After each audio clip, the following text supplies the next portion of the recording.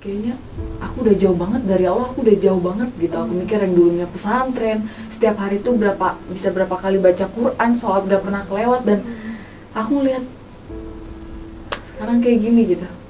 Nangis aku di situ kan. Karena dia masih kecil kan. Udah yang penting mau pesantren aja dulu. Saya anterin hari Jumatnya itu, awal sih dia tegar ya, ditinggalin mamahnya gitu. Kita dada-dadahan tuh dia, ada mama biasa. Seminggu kemudian ada laporan. Sone nangis katanya nangis gitu aku. kan. Saya tuh istilahnya gini ya, walaupun gimana menanamkan anak tuh, ini aja sampai sekarang, Jo telepon papa, Jo telepon papa. Kalau papanya sampai 68 kali miss call tuh dia nggak. Sampai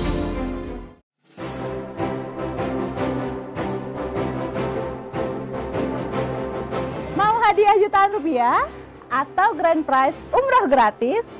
Maka saksikan terus YouTube channel Ratu Kanza ini sampai akhir ya, karena di akhir segmen kita akan bagi-bagi hadiah yang sangat banyak sekali. Dan tonton terus semua videonya, semua partnya sampai habis. Dah. Sebenarnya ibu ini berharap Zozo ini tetap di dunia entertain atau berhijab. Kalau memang diharuskan memilih di antara dua itu.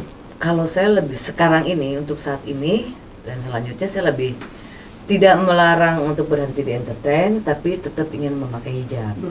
Berusaha untuk pakai, karena saya tuh kadang sama dia kan kayak teman ya. Iya. Kalau sama Zora tuh udah kayak teman. Kadang dia kalau manggil pun bukan mama gitu. Saya bukan syuting gitu kan. Asep ya, jangan dibilang. Asep. Oh iya gitu. Terus Nah, kalau kayak teman aja. Kalau Zozo sendiri berharap gimana? Aku sih berharap berhijab, tapi aku masih di entertainment. Nah, ini kalau boleh sedikit berbagi cerita nih seputar hijab ya. Jadi saya sendiri pakai hijab itu pas saya sudah punya anak 2, sekitar tahun 2010 mulainya. Awalnya saya nggak pakai hijab. Terus saya bernazar lah gitu. Kalau anak kedua saya perempuan, saya pengen hijab gitu kan. Pengen karena biar dapatnya sepas, kan pertama laki-laki. Jadi karena masalah ekonomi juga pada saat itu kan saya tidak seperti sekarang. Masih cukup doang lah gitu, berkecukupan aja. Jadi nggak bisa, mungkin agak khawatir mempertimbangkan kalau anaknya banyak. Jadi ya Allah, biar nggak penasaran cewek kayak gitu kan. Nah, cuma kalau saya bisa mencari, maksudnya itu kan masih dari suami aja pada saat itu. Tapi kalau saya bisa cari rezeki sendiri, saya pengen punya anak banyak kan gitu ceritanya. Nah, dapatlah anak cewek. Nah, saya langsung pakai hijab, tapi hijabnya masih hijab kayak gitulah, masih dililit-lilit, belum seperti ini. Sembari berjalannya waktu itu saya punya adik bontot yang paling kecil, bontot bungsu. Kan? Oh, bungsu ya. Bontot gue ya. Sama ya? Sama. Bapak ini bikin saya bingung. Tadi jangan kemana-mana kita.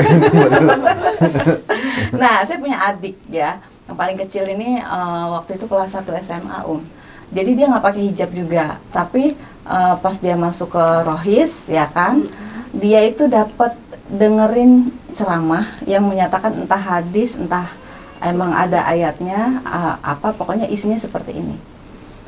Ketika kamu melangkahkan kaki keluar rumah, 1 langkah aja, anak perempuan melangkahkan kaki keluar rumah tanpa berhijab, itu sama aja mendorong ayahnya ke neraka. 1 langkah mendekat ke neraka. Jadi dia menghitung, adik saya ini menghitung, udah berapa langkah. Saya ini dari semasa haid sampai saat ini saya udah berapa langkah jalan-jalan keluar ke pasar, ke sekolah, ya kan?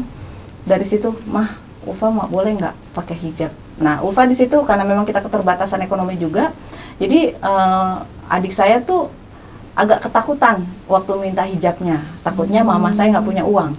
Terbebani ya. Ya karena kan ganti semua seragamnya dong, beli rok, beli baju, iya. beli jilbab, kayak gitu. Bajunya beli lagi yang baru, yang tangan panjang. Akhirnya kata mama, oh Masya Allah deh, nggak apa-apa, boleh. Mama sendiri pun nggak pakai hijab pada saat itu, tapi kami nih sekeluarga, saya 3 bersaudara perempuan semua kebetulan. Anak pertama saya, ada yang kedua, dan yang ketiga ini Ulfa.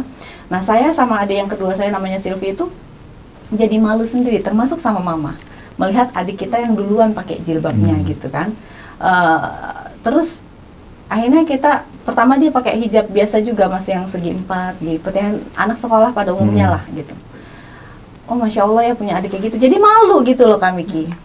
Akhirnya dari rasa malu itu kita jadi belajar agama, cuman karena saya bukan tipe orang yang mungkin sesekali saya ikut kajian yang rame-rame gitu kan, tapi saya lebih suka ikut kajiannya tuh lihat YouTube atau apa gitu ya, video-video gitu.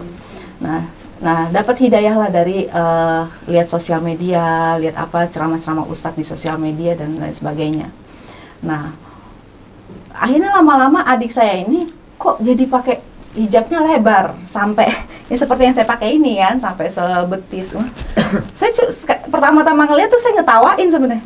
Kamu nggak gerah apa dek? Kamu nggak risih apa dek? Itu duduk jilbabnya nggak begini. Kan kalau kita duduk nyangkut kan, karena jilbabnya keduduk. Oh ternyata ada strateginya. Jadi begini dulu. Iya. Iya kan? Malah kayak princess ya.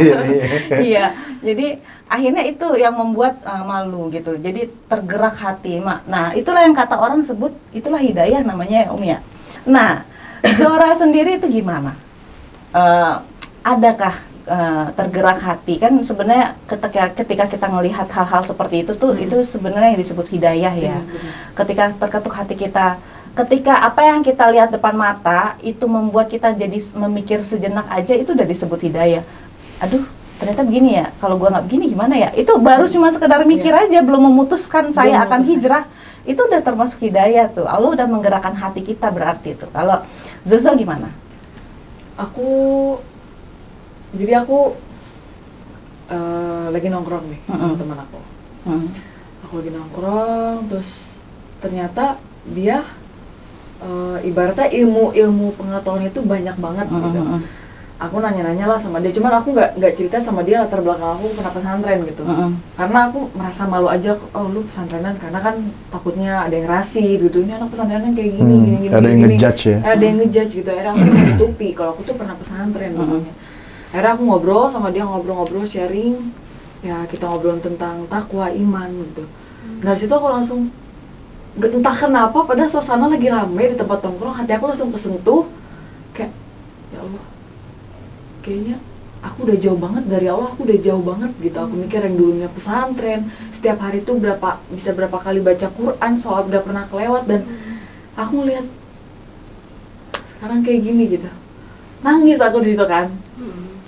Aku nangis lagi nongkrong gitu, lagi ngisi sama teman aku nangis.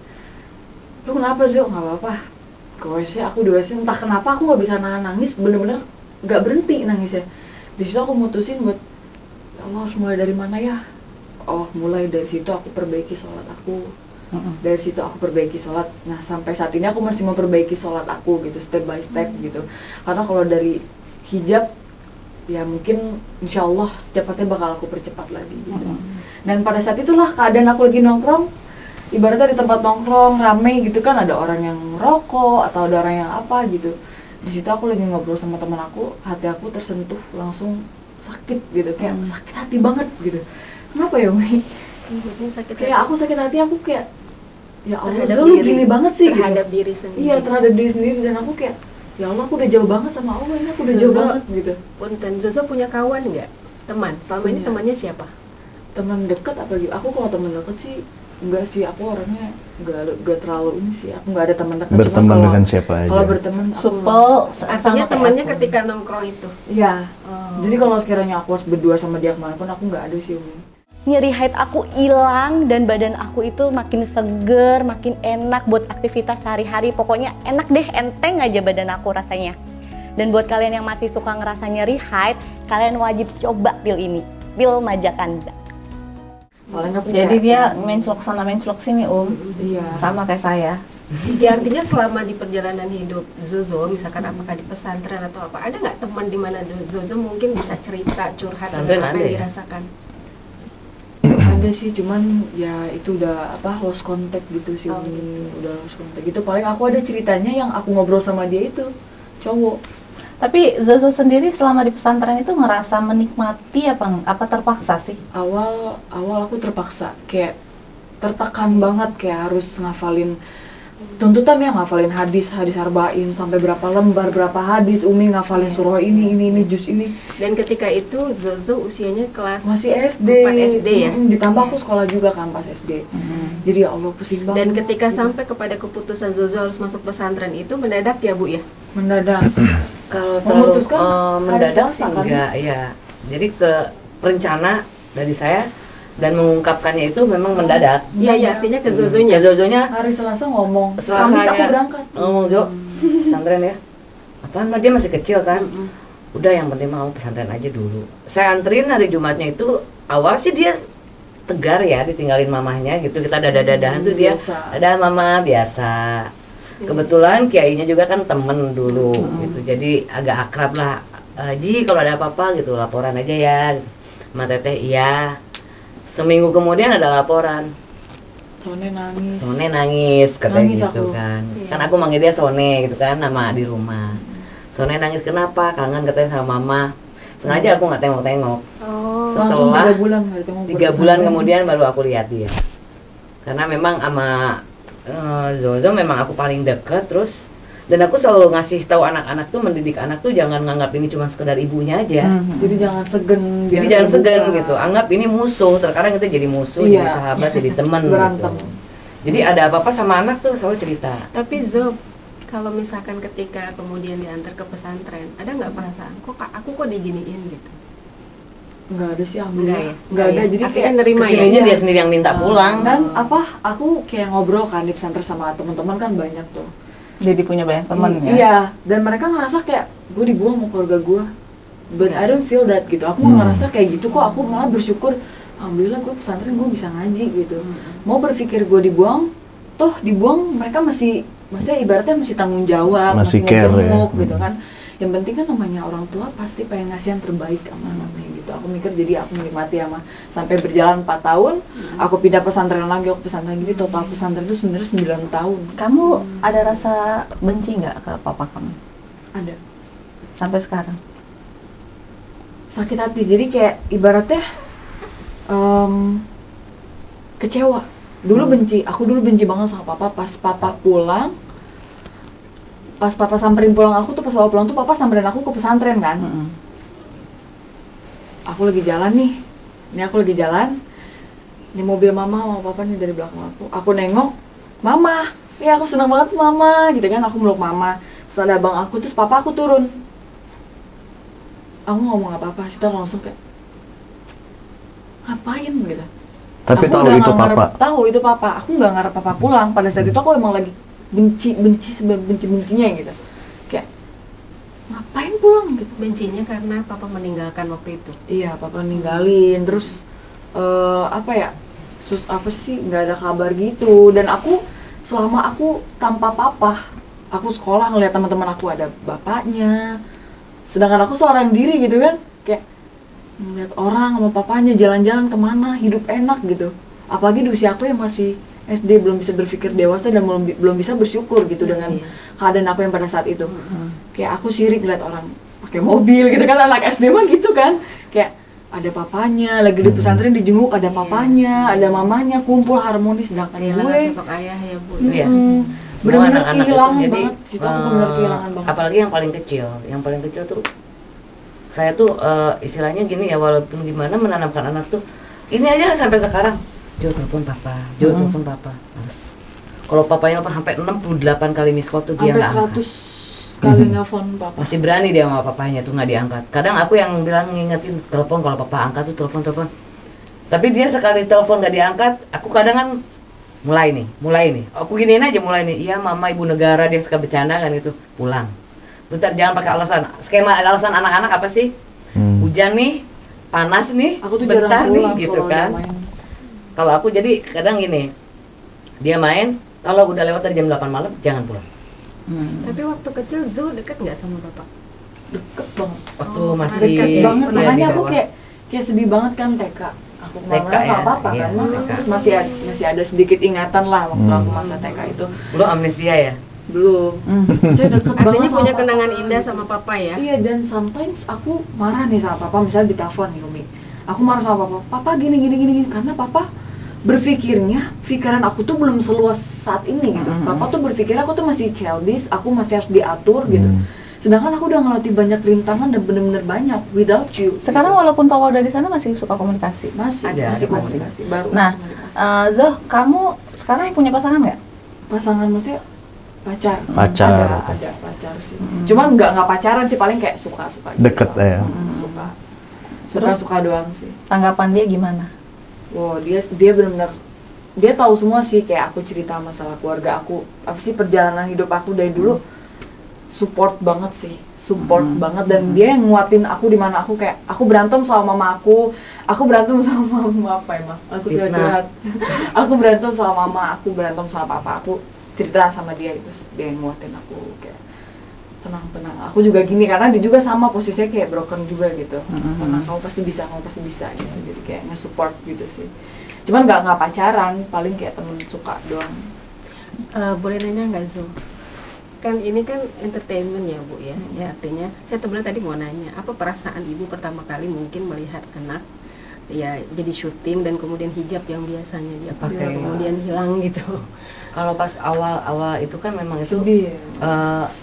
kayak kita terpaksa tapi aku nggak ngelihat dia shoot dengan tidak berhijab karena alasan aku nggak mau lihat. Aku nggak sanggup gitu, Dan karena sometimes aku syuting sendiri. dia dari TK tuh aku udah pakein hijab dari TK, dari TK sampai kenapa masuk ke pesantren tuh karena istilahnya namanya orang tua tetap ya pingin anak itu lebih baik lah gitu. Artinya sejak awal Ibu sudah mendidik dan membentuk anak itu dengan benar ya. Ya harus Dengan konsep itu gitu. Iya. Facing yang tertutup. Nah, kalau boleh tahu Ibu sendiri di rumah sehari-hari pakai hijab nggak? enggak. Kalau di Enggak, rumah kalau dulu aku juga kan dulu pesantren berhijab dari masih gadis sampai nikah tuh. Pas udah nikah tuh masih kadang-kadang pakai, dan sekarang ini pas semenjak di entertain masih pakai hijab karena memang sering dapat perannya pakai hijab walaupun dia agak antagonis juga gitu. Cuma pas di layar lebar itu emang nggak pakai hijab, keseringan jadi kuntilanak kan buka hijab gitu kan. Oh iya, kalau ada kuntilanak pakai hijab nggak mungkin lucu juga ya. kecuali bakal mau kenal ya. Itu namanya itu tadi. Apa itu?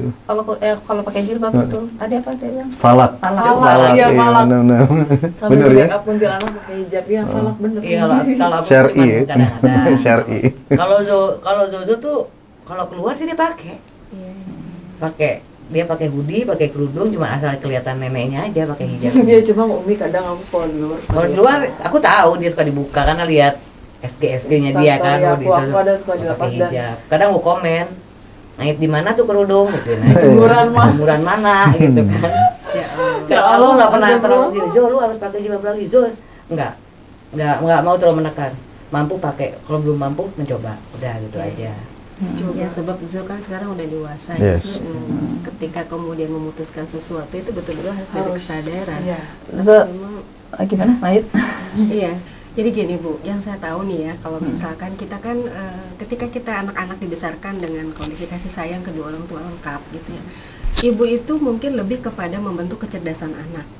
Kalau suami atau ayah itu lebih membentuk kepada kepribadian. Nah, kalau misalkan saya mau tahu Zora sendiri, menurut Zora, kepribadian Zora apa? Dan kuat nggak untuk percaya dirinya, atau mungkin selama ini ya, percaya diri, atau mungkin ada sesuatu yang Zora tutupin dan itu kelemahan yang apa ya, yang sebenarnya ada, cuma memang Zora tutupin.